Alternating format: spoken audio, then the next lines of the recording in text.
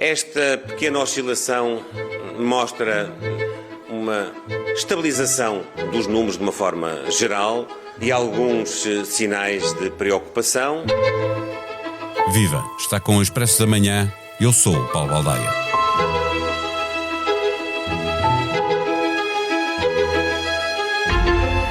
Os números dizem o que dizem, mas é sempre possível olhar para eles com mais pessimismo ou com mais otimismo. A criminalidade geral cresce, é mau, bom era que descesse. Mas a criminalidade grave e violenta desce e isso é positivo. Só que as violações reportadas crescem e isso é péssimo. Ainda assim, podemos ser otimistas porque a criminalidade juvenil desce pela primeira vez desde a pandemia. Copo meio cheio ou meio vazio, a realidade desmente a percepção de insegurança. Ou melhor, a realidade diz-nos que não há razão para que a percepção de que começa a haver problemas de segurança faça caminho. Seguramente perdem aderência os argumentos populistas que relacionam criminalidade com imigração, porque o relatório anual de segurança interna, RASI, olha para os números dos últimos anos e o que nos diz é que, apesar de um aumento exponencial da imigração, são muito pequenas as oscilações nos diferentes tipos de crimes. A violência doméstica, apesar de uma ligeira descida nos casos reportados, contabilizou 25 mortes em 2025, mais 3 que no ano anterior. O jornalista do Expresso, Rui Gustavo, leu o RASI e é com ele que conversamos neste episódio. Não tens a sensação que o teu telemóvel ouve as tuas conversas? Sim, às vezes até parece que sabe o que vou jantar. Não se preocupe. A app Caixa Direta Empresas não ouve conversas, mas ouviu as empresas. As suas funcionalidades mais inovadoras são baseadas nas sugestões dos nossos clientes. Pagamentos com fotografia, pesquisa inteligente de movimentos e notificações em tempo real. Esta é a app desenhada com a experiência de quem a usa, feita para quem lidera. Faça o download. Caixa, com o banco certo ao seu lado, a sua empresa cresce. Caixa Geral de Depósitos S.A., registada junto do Banco de Portugal sob o número 35.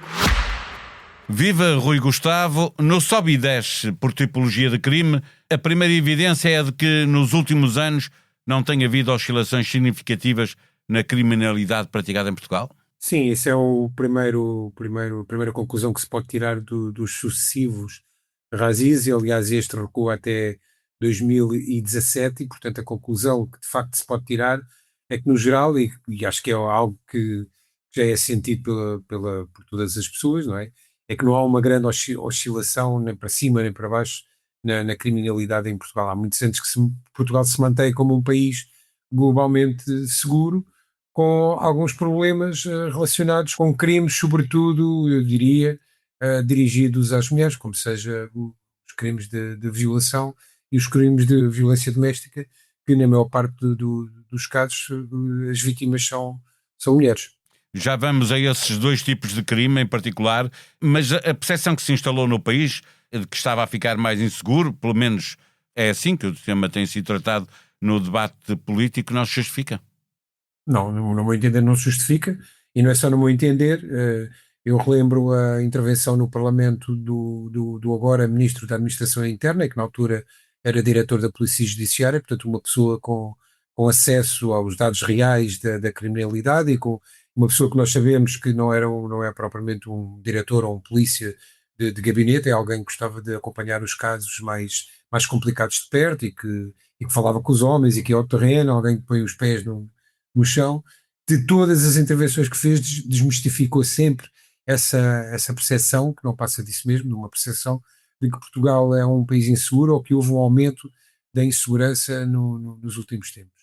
O que houve de facto houve um aumento da imigração para Portugal, houve um aumento de pessoas diferentes daquilo que se pode designar como o português típico nas ruas, e as pessoas, como já acontece há muitos anos, têm por norma medo da diferença e associam essa diferença a alguma insegurança, e de cada vez que alguma dessas pessoas, cada vez que algum imigrante comete um crime, parte sempre para a generalização e atribuir uma percepção do aumento de insegurança que é falso, ligado à imigração, algo que já comprovadamente todos os dados estatisticamente fidedignos e verdadeiros desmentem que haja essa relação e desmentem mesmo que haja um aumento da criminalidade violenta ou criminalidade no geral, como se vê por estes relatórios da segurança interna, que são sempre oscilações residuais de 1 até 5%, o que depois no número de casos vê-se que são muito poucos casos.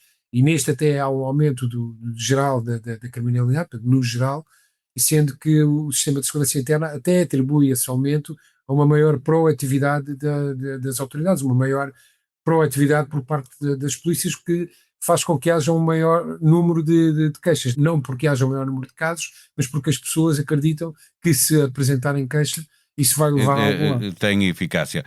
Faz sentido, então, que perante todos os dados conhecidos, o Primeiro-Ministro enfatize que a segurança não é um dado adquirido e que há sinais de preocupação? Ele está, sobretudo, a precaver-se para alguma coisa que possa mudar? Eu acho que há uma parte em que ele tem razão, que é dizer que a segurança não é um dado adquirido, e isso não é. É algo que é muito importante para o cidadão no geral, é sentir-se seguro no país onde está. Portanto, não dar como um dado adquirido essa segurança, eu acho que é positivo, porque é como a liberdade, nós só damos valor a alguma coisa às vezes quando a perdemos, e portanto, esta sensação que eu acho que todos os portugueses têm, poderem sair à rua à hora que quiserem, onde quiserem, e não correrem perigo, é algo que deve ser mantido e que não devemos menosprezar. E noutros países não é assim?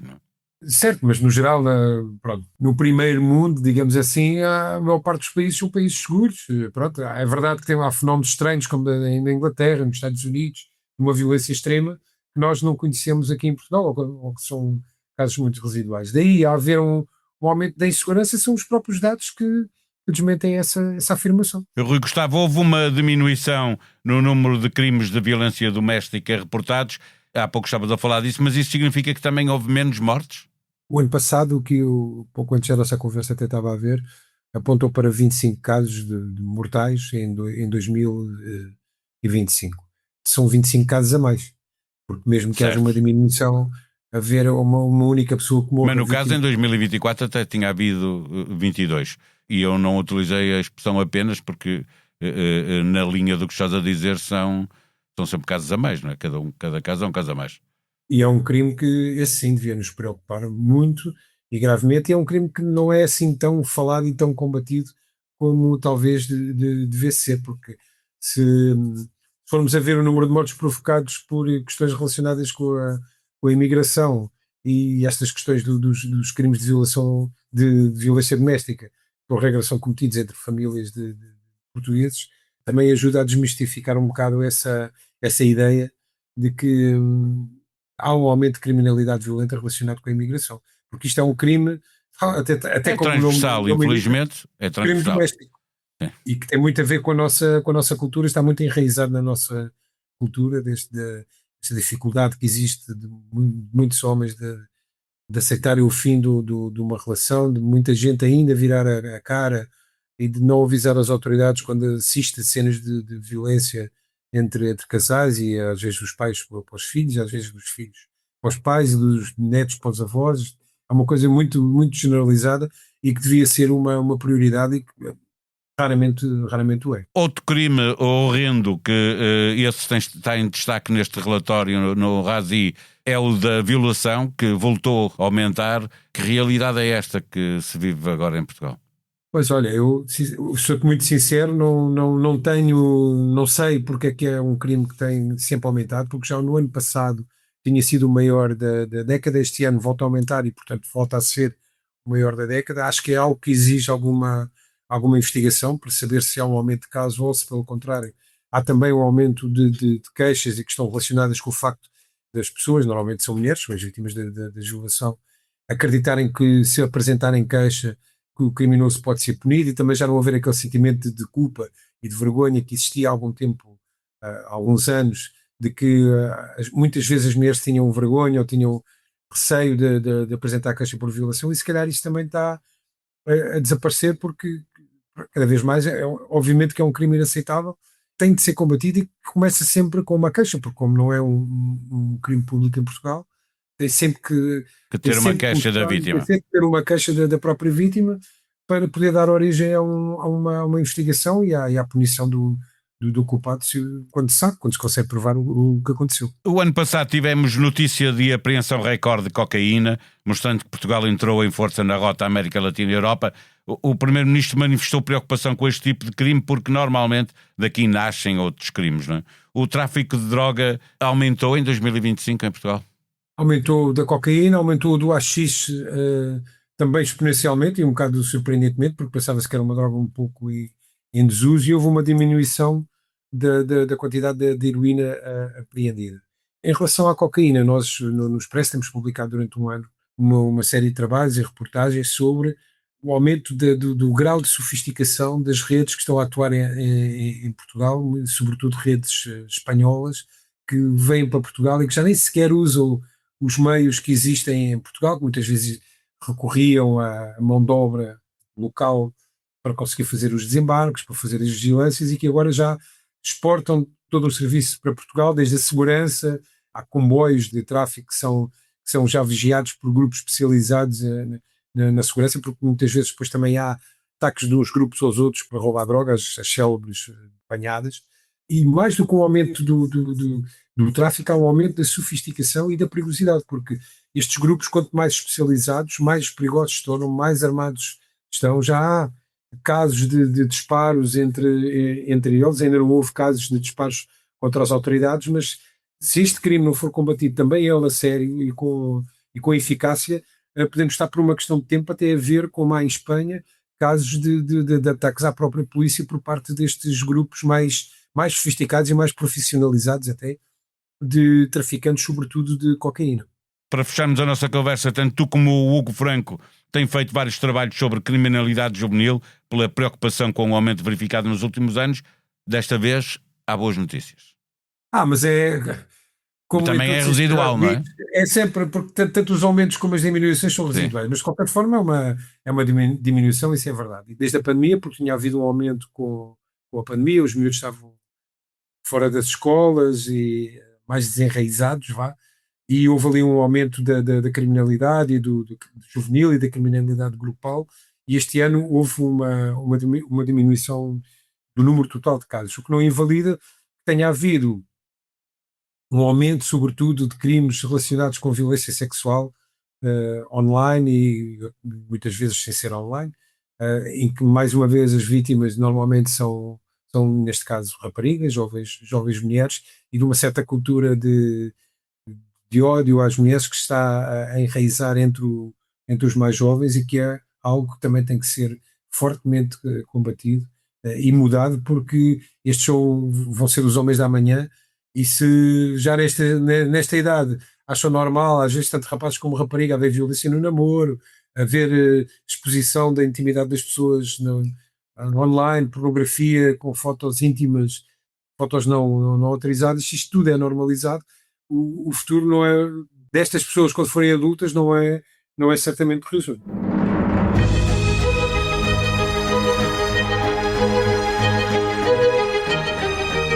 O líder do PS entrou no Congresso a avisar para tempestades e saiu a oferecer diálogo. Mas terá o PS encontrado um caminho? E depois dos avisos de Cavaco, que deve fazer Montenegro? A análise em novo episódio da Comissão Política, podcast do Expresso. Que nova era espacial estão a criar os Estados Unidos? E a China? Ouça o mais recente episódio do podcast O Mundo a Seus Pés, com Manuel Poejo Torres, consultor da NATO e especialista em estratégia militar. Humor à primeira vista? Num bar em Freamundo, uma ambulância socorreu um senhor com um ataque de riso por uma piada de Fernando Rocha. Tinha falta de ar, ficaram todos em pânico. A sonoplastia deste episódio foi de Gustavo Carvalho. Nós vamos voltar amanhã. Até lá, tenham um bom dia.